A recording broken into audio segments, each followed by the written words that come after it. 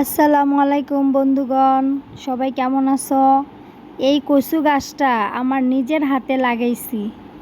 আজকে কাটতেছি রান্না করার জন্য। গ্রামের মাটিতে নিজের হাতে লাগানো সবজি খুব মজা, খুব স্বাদ, একদম অর্গানিক। শহরে তো এত টাটকা টাটকা পাওয়া যায় না। এই যে উঠানের কর্নারে লাগানো হয়েছে, 2টা ডাঁটা নিছি মাত্র। 2টা দিয়েই অনেক সুন্দর হয়ে যাবে। সাথে আলু অ্যাড করব। এগুলো আমি ধুয়ে কাইটা বাইসা নিতেছি, রান্না করব।